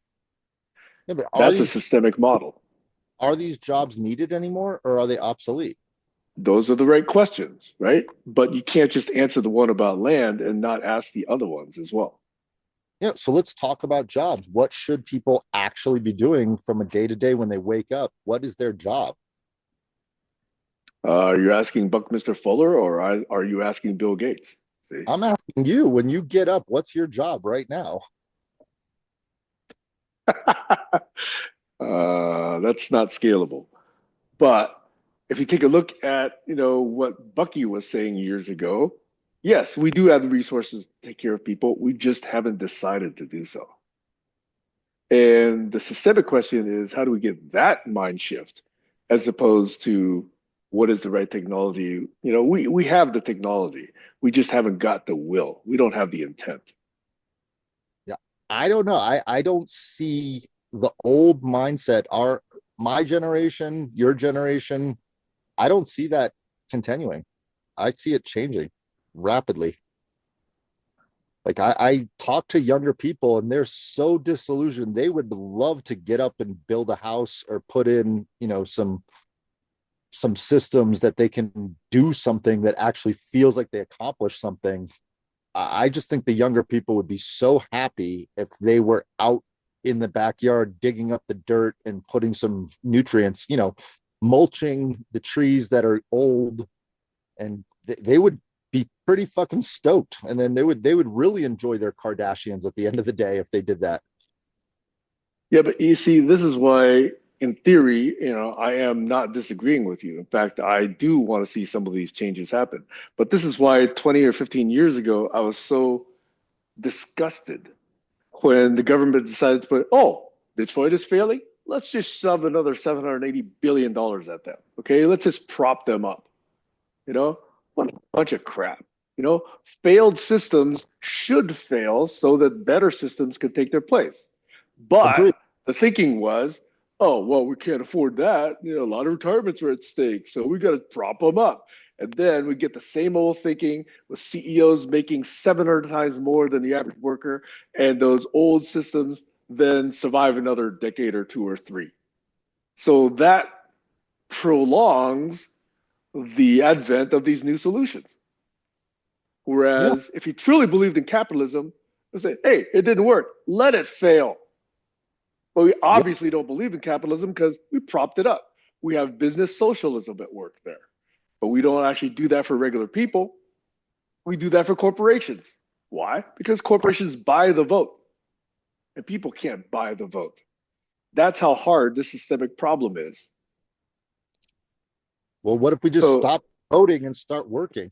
Stop asking the government to do the things that you need it to do and just be your own government. Govern yourself. again, think globally, act locally. Yeah, Okay. that's what I mean. Think globally, act locally on the local level. If your city is thriving and the rest of the world is going to shit, is your city not thriving? Now, are you concerned about the rest of the world coming into your city and attacking it? Sure. That's a reality of in other words, when those systems fail, what do you do with the people that are desperate? And that's the real question is, if we start to move into a system that's working for the few, what happens when the many want the resources of the few? It's a story as old as time. Exactly. I've thought about these things quite a bit, and that there is a reason why the property that I'm going to be living at is far, far away from those people. So that's a measure of time. It's time It because just it's going to take, prolongs what's going to happen. yeah, but I think over time it will start to like there. I've already watched it just in the last 15 years. More people are moving into that area, and it slowly will recalibrate, and it just takes time.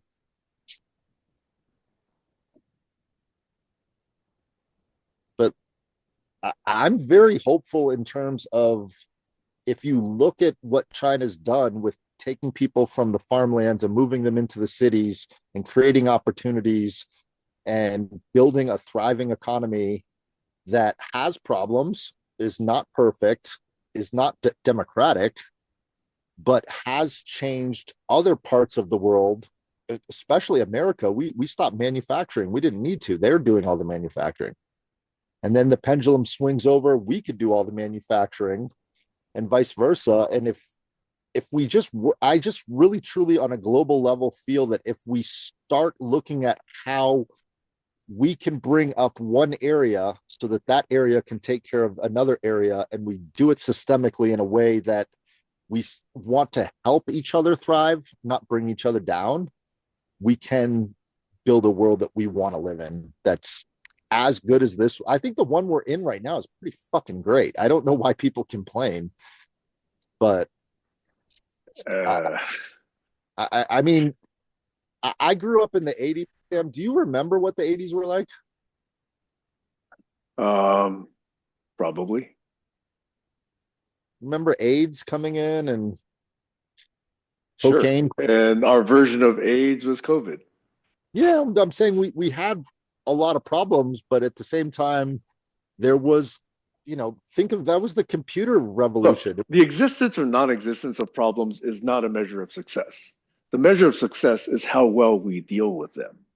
So I Mm, would argue that we dealt with AIDS much more effectively than we dealt with COVID. With COVID, we had idiots that let 6 million people die just in this country alone. Okay. We didn't necessarily just stand by and watch people die with AIDS. We actually put money into research. Now, it took decades for treatments to become available, but we didn't have idiots in charge saying, oh, well, next week it's going to get better, you know? And let me ship all these test kits over to Russia, you know? We I don't didn't want do to that go in into the that 80s. because Fauci was in charge during AIDS. Yeah, but he didn't have Trump to deal with, you know, Trump and his minions. Yeah, So, yeah, he had we've gotten stupider. he had Ronald Reagan to deal with. So, Reagan was not quite as dumb as Trump. well, He didn't have the idiots around him the way Trump does we all know how the government works. It's one person. The president is not the dictator, and they don't run everything yet. Yet. ever. I will die for that. Never. Not in Well, this. Trump has already said he wants to be. So if he gets in office, he wants to abolish elections from there on out. Well, he didn't do it the last time. He's not going to do it this time if he gets back into office. Well, hopefully we still have enough checks and balances. I think we do, at least for the next 4 years. I don't know if it will continue, but Yeah, if we actually did, he'd be in prison already. well, I'm not too worried about Trump. I think, you know, I don't even think he'll live for 4 years. Yeah, he's a symptom.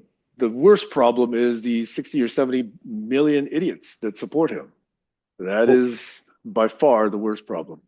what do you think about the strike at Boeing right now? Oh, they rejected the offer. I don't Because even then they didn't care get a. so much because they don't know how to build good airplanes anymore, you know, and Would they've you just build a lost good their airplane soul. if someone took your pension away? Would you want to build a good airplane for that company? They already took away the quality standards. They already took away the engineering skills and thought process. Okay, that's already compromised the way the world looks at them. Right? Are you aware, Sam? They took their pension away, and that's why they didn't take that raise. Hang on one second. I forgot to plug in my laptop. I got to get my power plug, so I'll be right back. Sorry, my laptop's about to die.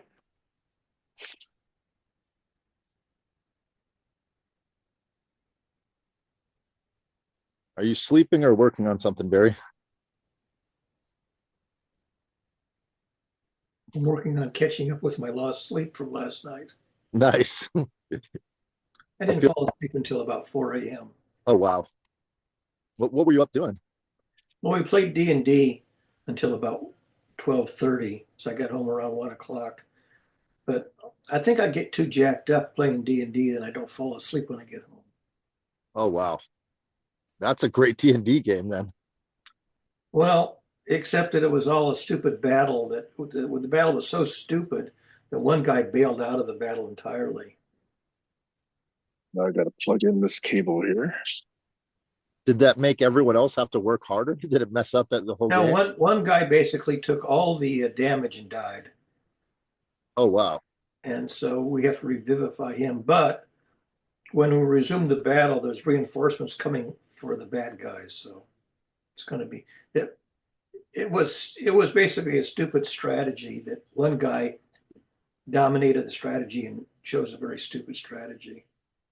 He tried to martyr himself or what?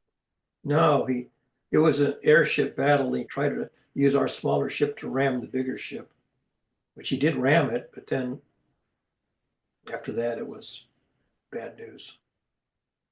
Okay, I think I saved the laptop in time, so the recording will stay. All right. All Thank you, right. Sam. Sorry, you were saying something when I had to leave, unfortunately. So I just wanted to keep the continuity of the system by making sure the power was available. No problem. I was just acknowledging the fact that Barry went to bed at 4 a.m. I fell asleep at 4 a.m. I tried to go to bed closer to 1:30 or 2, but I couldn't. I just could fall asleep. Yeah. Yeah, I've been filled with dread and anxiety about everything that's going on in the world lately. And the only thing keeping me it's like like somewhat sane is knowing that I'm going to Hawaii on the first of the month, and I will not be on the mainland when all this shit goes down. Because it is dread. It's in your pit of the stomach. It just keeps ramping up. You can't even open up any kind of news outlet without just seeing a ton of this getting It's very worrisome. The polls say it's very, very close, and that's scary. Yep. It shouldn't be this close. Yeah, somebody actually posted a video like 2 or 3 days ago, and unfortunately I watched it, where he actually took all the polling data, all the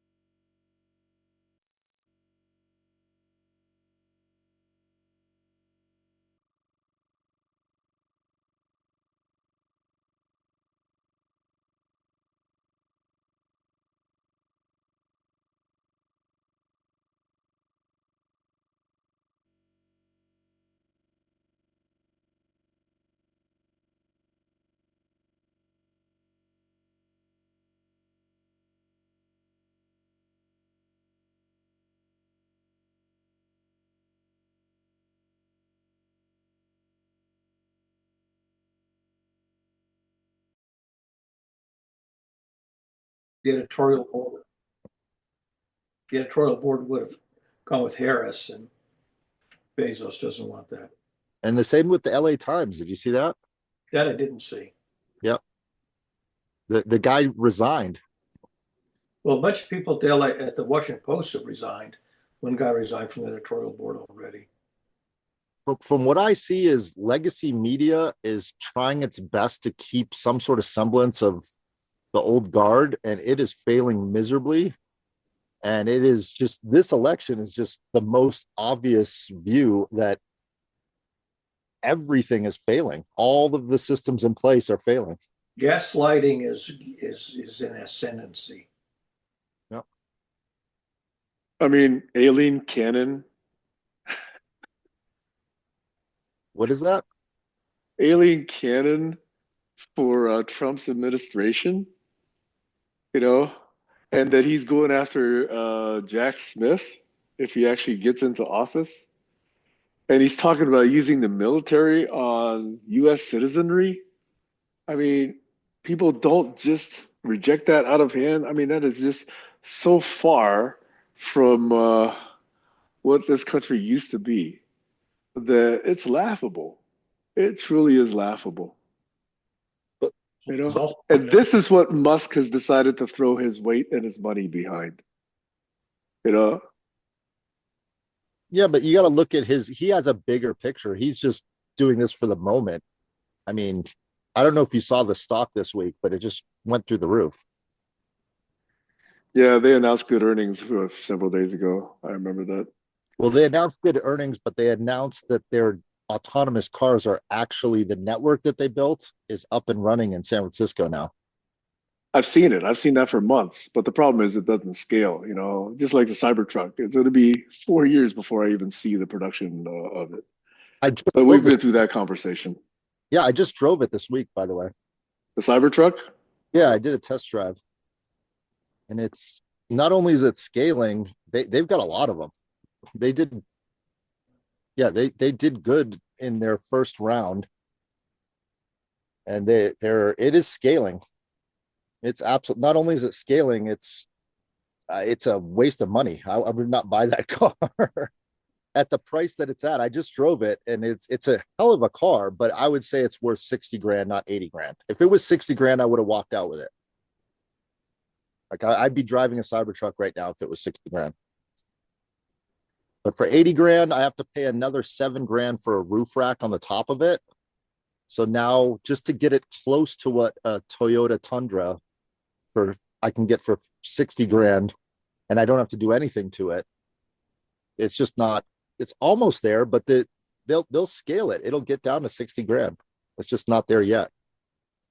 But it's a hell of a car. I'll tell you, Sam, when you turn the wheel, the back tires move, and the turning radius, I did a little U-turn with it, and I felt like I was driving a Honda Civic. It was amazing. Is this giant vehicle turning at that ratio was something to experience. Yeah, it used that rear wheel turning that actually was on other vehicles for the last 2 or 3 decades. And the steering wheel is really, it's like a video game steering wheel. They put the turn signals with a little dot that was throwing me off as I kept trying to flick the little thing.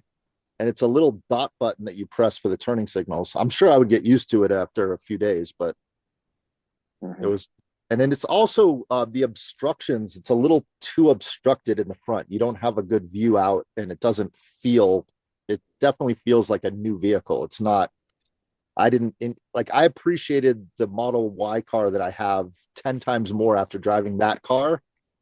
I got back in the Model Y and went, now this is a nice vehicle. Great views, great visibility, good handling. Like I like that car better. I just can't haul lumber in my Model Y.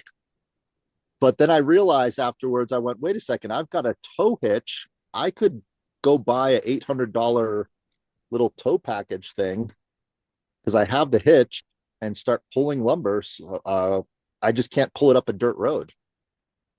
But I can pull it, close. So I'm going to try to haul some stuff in that Model Y.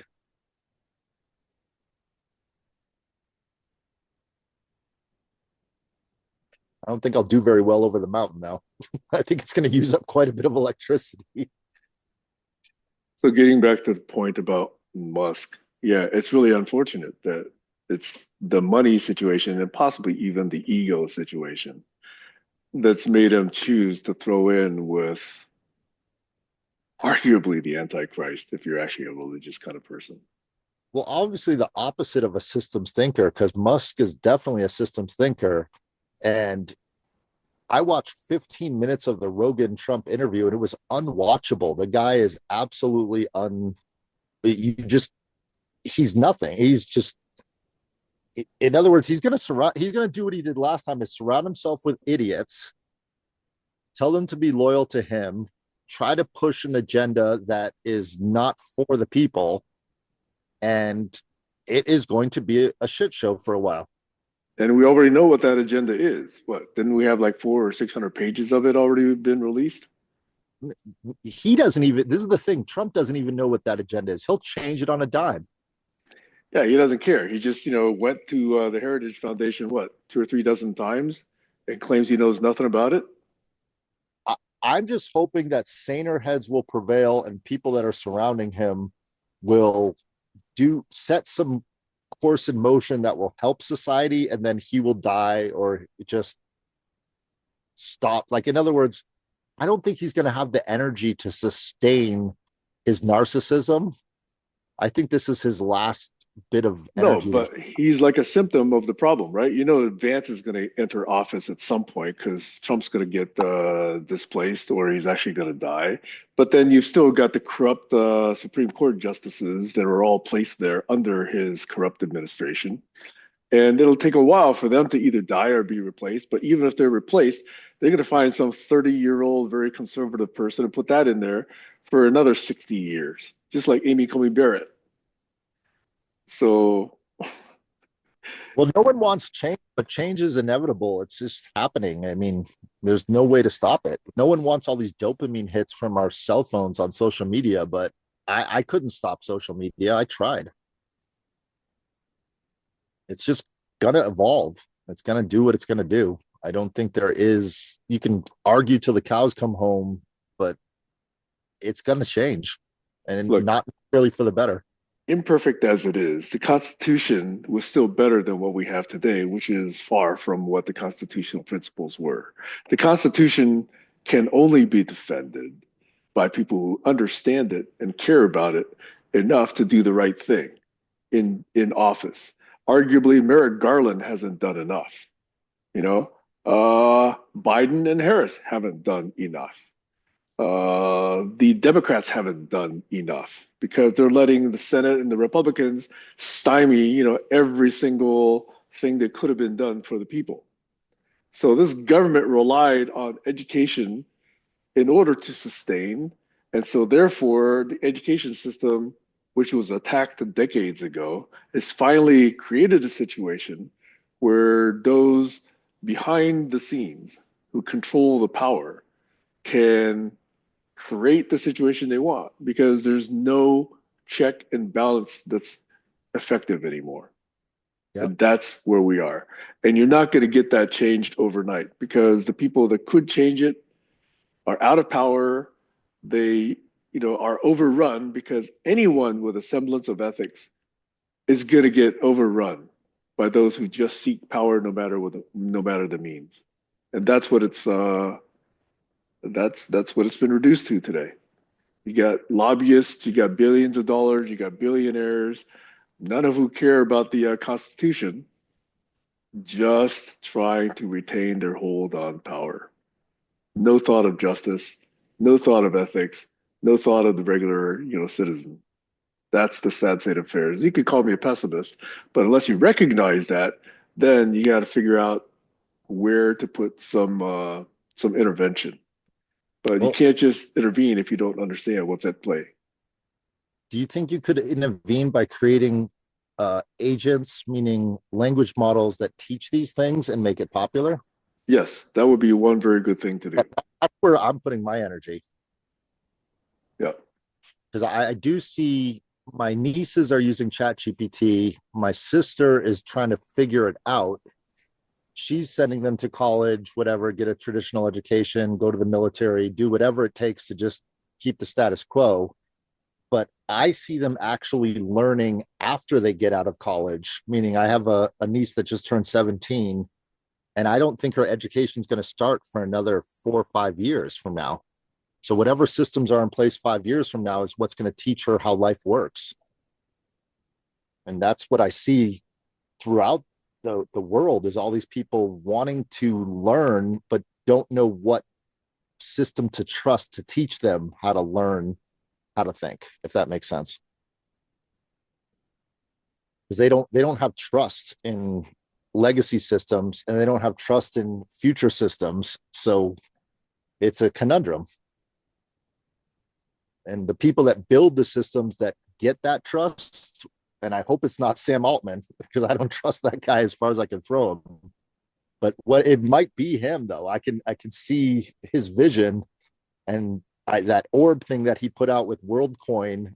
I think that's retarded, but I can see a lot of retarded people going, well, I could just scan my retina and go that route. And I've been using the advanced voice feature and it sounds like a human and it's talking to me in different accents and telling me stories. And in other words, that's the road. I hate to say it. I'm not happy about it, but I see people using that system built into their Microsoft. And now they just put it in the beta version in iOS 18.2. ChatGPT is built into the Apple system. So if it's in 2 of the main operating systems, the Android and Microsoft, and my only hope is that Google somehow beats them all and has a better system. That's the only possibility. Or someone creates a new phone that didn't exist. I just went to the T-Mobile store and they're doing the satellite phone. I don't know if you guys have seen this, but that could be the system down the line and built by maybe some company in Oslo or somewhere. I don't know. Someone has to build this new system. That's the de facto agent that teaches you. And it could be us. Maybe it's the 3 of us. Who knows? I'm retired. I'm with you, Barry. I'm retiring. I'm done. I made my contribution and they threw it away, so I'm retired. I feel the same way as you. I made my contribution and it got, I think it's quite successful, meaning I worked hard to build an affiliate network around the world and it works really well and people make billions and billions and billions of dollars affiliating and referring things to other people. And there's a lot of products being sold out of China right now. And I like to think I helped out that system and made more products that are worth shit in people's garages.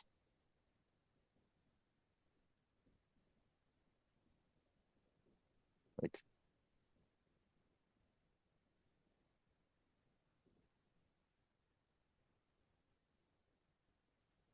but I do want to make a conscious agent for myself just because 5 years from now, I don't want to work. I want my agent to be out there working for me and to be successful. And I want a digital twin that has some decent values for whoever interacts with my digital twin, enjoys it, and gets some value out of it.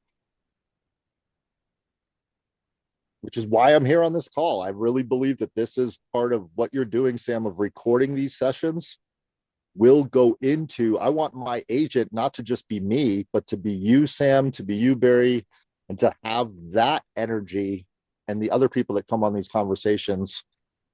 When someone's talking to the Joshua Bridge, Hey Jen avatar thing, it has some of you guys' wisdom as well. So that's where I'm coming from. And my daughter, I know that I'm not going to be here forever for my daughter. So when I do pass on, I want her to be able to talk to that system and say, hey, Dad, I just got this opportunity to go to Mars and I'm really thinking about it. What do you think? Should I do it? Hell no. I know that Elon Musk guy. He's retarded. Don't do it.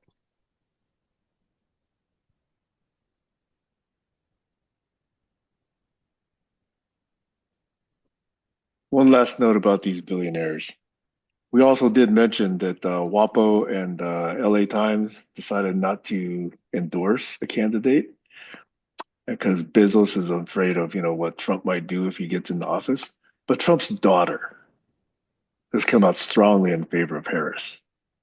It's the next generation that is actually being decisive about this. So His niece, not his daughter. was it his niece? I thought it was his daughter. Anyway, I could be wrong. Mary Trump? No, I'm talking about Bezos, not Trump. Oh, Bezos's daughter. Yes. Oh, okay. Now I'm with you. Anyway, it's past the top of the hour, so I'm gonna go grab something to eat. You guys are free to continue though. I think this is bigger than Trump and Harris and all this stuff. I think there's something bigger going on. I hope you can see the big picture. The whole governance model is obsolescent and dysfunctional. Thank you, Barry. That's exactly my point. I've said it. I've been saying it for decades. Yep. No point saying it anymore because I can't say it any better than I've already said it. It's obsolescent and dysfunctional. And a new governance model is being created right now. And that's just the facts. That's just the way it is. Yeah. So we'll see. I don't think I'll live to see the advent of a successor to the rule of law, other than in the tech world.